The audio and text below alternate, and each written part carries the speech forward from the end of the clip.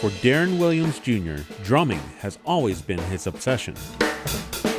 Just a few weeks ago, Darren got the chance to attend PASIC. Percussion Arts Society International Convention, biggest convention in the world for drummers and worldwide. You know, I met people there from Slovakia, Scandinavia, Austria, a couple guys from Africa, just all over the world. But Darren didn't go there as a spectator. The reason why I was there was to speak on the panel for the Diversity Alliance, which not only do they advocate for disabled musicians, but anything that goes under the word diversity. So we're talking about LGBTQ plus community, they advocate for percussionists under that.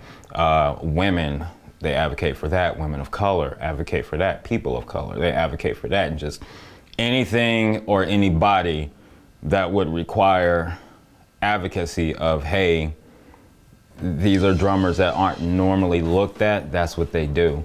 And this year, the spotlight for their panel was for disabled percussionists.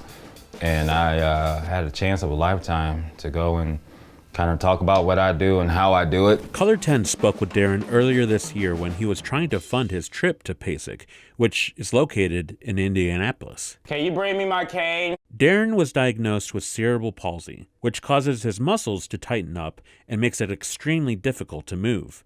But that doesn't stop him from following his dream. Fans, friends, family, and strangers helped him raise over $2,000 for the trip. The real "this is really happening" moment was walking into the convention center, going to the kiosk that has our badges, picking up my badge, and you know, on the badges it will say staff or it will say crew, or for most people that were there it said attendee.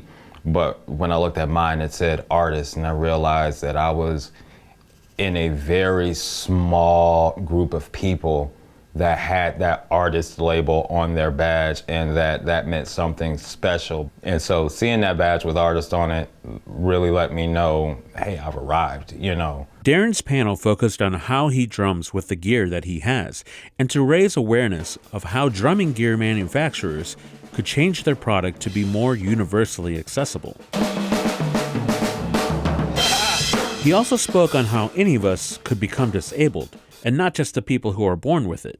A fall, a car accident, a stroke could cause a disability. I got to speak with a lot of different guys that I looked up to. One of them being Daru Jones, who is the drummer for many different New York artists, and especially New York hip hop artists. So Talib Kweli, Common, and you know, that list. He's a 2-time Grammy Award winner, and I got to spend some time with him at the Diversity Alliance booth, and he really got it. He sat me down and said, because you know, I'm fanboying over this guy. I've known this guy since I was a kid, and he says, you're no different than I am.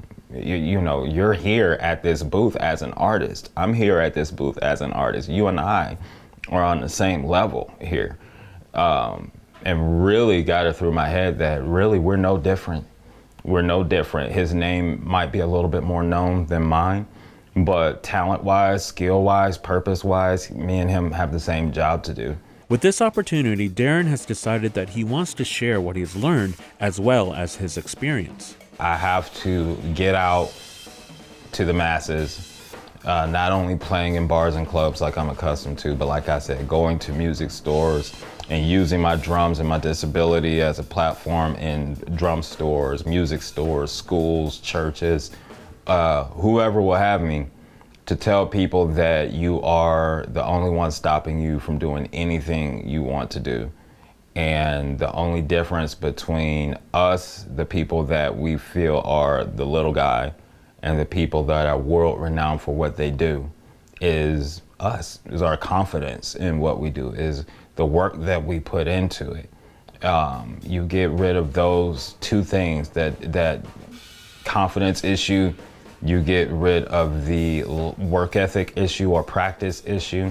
You get rid of those two things and get those right, anybody can do anything on any level. it's all about where your mind is. Before we ended the interview, Darren wanted to share some exciting news. A man named David Siegel is a member of the drum set committee for PASIC. Darren says it's basically the who's who of drummers that are sitting in that committee discussing the art of the drum set and how to make it bigger and better and more accessible for everyone. He is the only disabled person that's on that committee.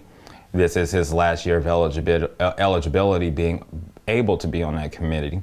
And he asked me, hey, how do you feel about taking my seat on that committee? Yes, of course. And so I'm talking to the committee head. In April, there are going to be applications to be on the committee.